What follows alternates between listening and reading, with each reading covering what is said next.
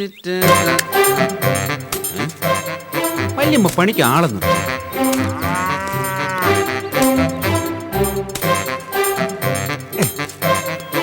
സാറേ, അല്ല എന്താ ഇത്?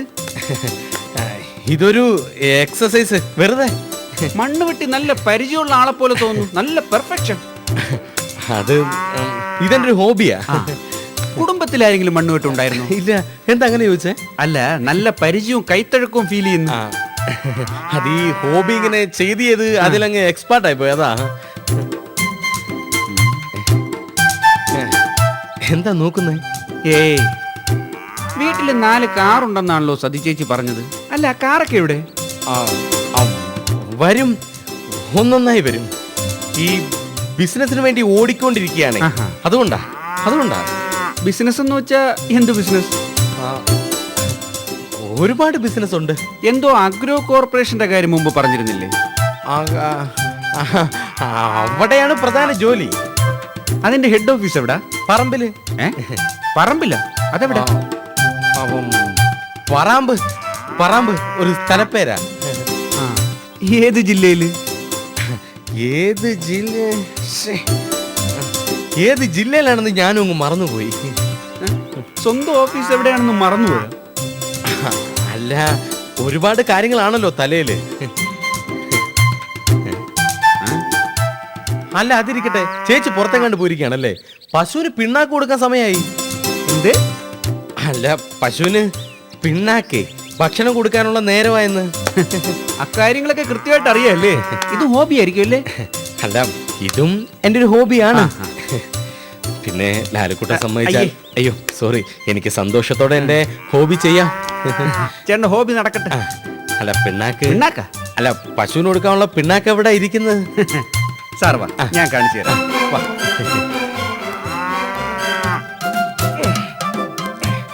മണിക്കുട്ടി, വാ വാ, മുഴുവൻ കുടിച്ചോട്ടോ. ഇത് മുഴുവനും കുടിക്കണേ. ഇത് ഹോബിയല്ല. ഹോബികൾ ഇത്രയും പെർഫെക്റ്റ് ആവില്ല. Okay, thank you madam.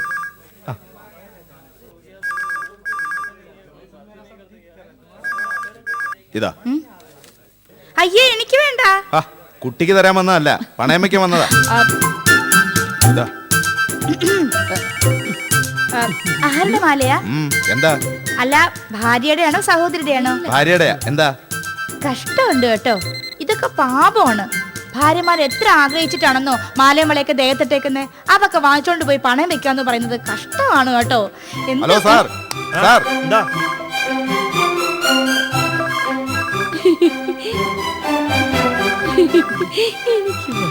എന്താ ഇവിടെ ഇപ്പൊ പണയം വയ്ക്കലൊക്കെ നിർത്തിയോ? എന്താ കാര്യം? പണയം വയ്ക്കുന്നത് മോശമാണെന്നൊക്കെ ഉപദേശം.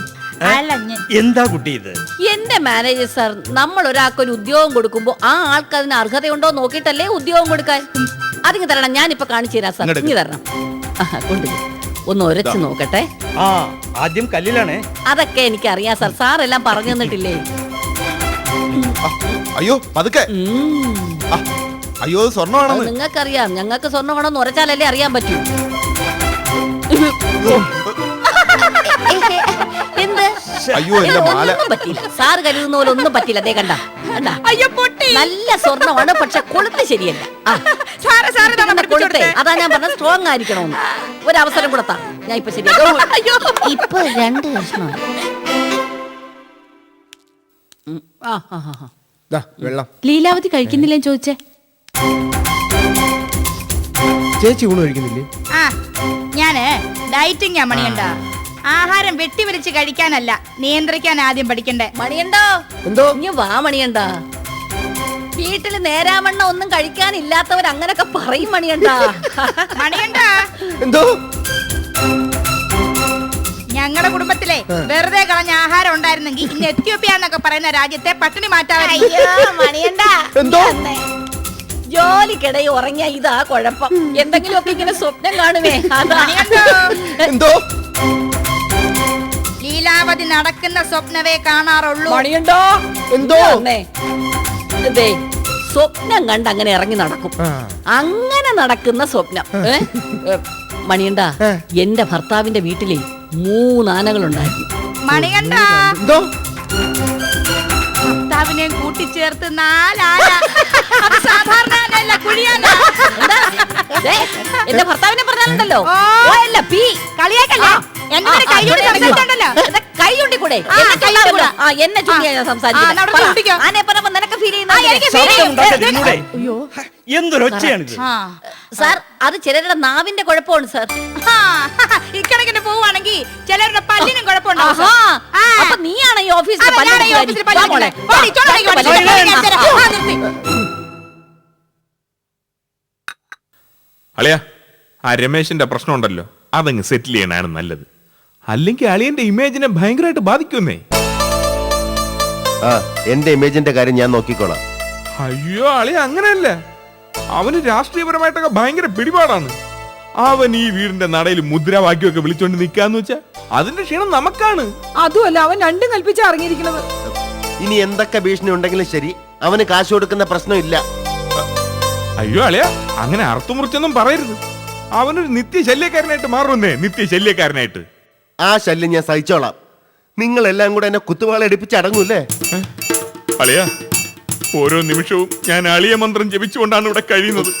ആ എന്നെ വിഷമിക്കരുത്, വിഷമിക്കരുത്. നരേന്ദ്രന്റെ മനസ്സിൽ ഒന്നും വിചാരിച്ച് പറഞ്ഞതല്ല. തീർച്ചയാണോ? തീർച്ചയാ. ആ, എങ്കിൽ ഞാൻ ക്ഷമിച്ചിരിക്കുന്നു. ഞാൻ ഒരു നിമിഷം മനസ്സറിയാതെ വിളിച്ചുപോയി. വിസ അയച്ചിരാ നീ എന്നെ പരീക്ഷിക്കാണോ ദൈവമെന്ന്. മാറി മാറി, ആ വിഷമം മാറി. അപ്പൊ അളിയ, എത്രയും വേഗം അവന്റെ പൈസ കൊടുത്ത് തടി രക്ഷിക്കണം.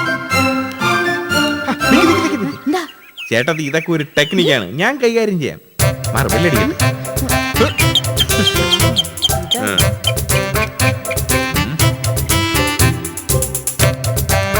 അല്ല, ഇത് ആര്? ചേട്ടത്തിയില്ലേ? ഉണ്ട്. കേറുവാ.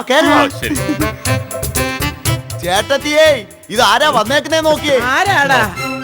ആഹാ, വാ വാ വാ വാ, ഇരിക്ക്. ഇല്ല, ഇരിക്കുന്നില്ല. ചേട്ടത്തിയെ കാണണം, ഒരു കാര്യം പറയണം, അതിനാ വന്നേ. ആ, എന്നതാ കാര്യം? അത് ഒരു ഭയങ്കര കാര്യമാണ്. മിനിഞ്ഞാന്ന് ഉറക്കത്തിൽ നരേന്ദ്രാളി ഒരു സ്വപ്നം കണ്ട്, ഒരു ഭയങ്കര 2 പ്രകാശം. അതിങ്ങനെ നരേന്ദ്രാളിയന്റെ അടുത്ത് വന്നു. നരേന്ദ്രാളിയൻ പ്രകാശങ്ങളെ നോക്കി. ആ പ്രകാശങ്ങളുണ്ടല്ലോ, പ്രകാശങ്ങളെ, അത് കറിയച്ചേട്ടത്തെയും മറിയച്ചേട്ടത്തി അല്ല, മറിയച്ചേട്ടത്തെയും കറിയച്ചേട്ട അല്ല, മറിയച്ചേട്ടത്തെയും കറിയച്ചേട്ടനും. ആ കറക്റ്റ്, അതായിരുന്നു. എന്നിട്ടുണ്ടല്ലോ മതി, ഞാൻ പറയാം. അതെ, ഞങ്ങളുടെ വീട്ടിലേക്ക് ചേട്ടത്തിയും ചേട്ടനും ഒന്ന് വരണം. ഞങ്ങളുടെ ഒരു സന്തോഷത്തിന് വേണ്ടിയാ. ആ പ്രകാശങ്ങളെ കണ്ടത് മുതല് അളിയന്റെ ഒരു ആഗ്രഹമാണ്. ക്ഷണിക്കാനുള്ള ദൗത്യം ഞങ്ങളെ ഏൽപ്പിച്ച് വിട്ടിരിക്കുകയാണ്. വരണം, വന്നേ പറ്റൂ. ഈ ഞായറാഴ്ച അവധി ദിവസമല്ലേ? അന്ന് അയ്യോ, ഡിന്നറിനൊക്കെ വരാൻ മാത്രം ഞങ്ങള്. അയ്യോ, ഇത് ഡിന്നറൊന്നും അല്ല, ഒരു സന്തോഷം, ആ, അതെ. ഒരു സന്ദർശനം, അത്രേ ഉള്ളൂ. ആ പ്രകാശങ്ങളും പറഞ്ഞ് ഒരു സന്തോഷത്തിന്, ഒരു സായുജ്യത്തിന്. എന്റെ പൊന്നു മക്കളെ, ഈ കളവനും കളവി ഇവിടെങ്ങാനും ഒക്കെ. അയ്യോ, കിളവനും കിളവിയോ? ചേട്ടൻ ആരോഗ്യ ദൃഢഗാത്രൻ, ചേട്ടത്തെ ഗാത്രി. നമ്മളെപ്പോലുള്ളവരാണ് കിളവന്മാര്. കണ്ടില്ലേ അകാല ചുമ. മതിയാ?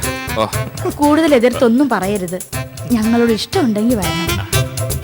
അച്ചായോ? അപ്പൊ പോകാല്ലയോ? അയ്യോ, വരാം.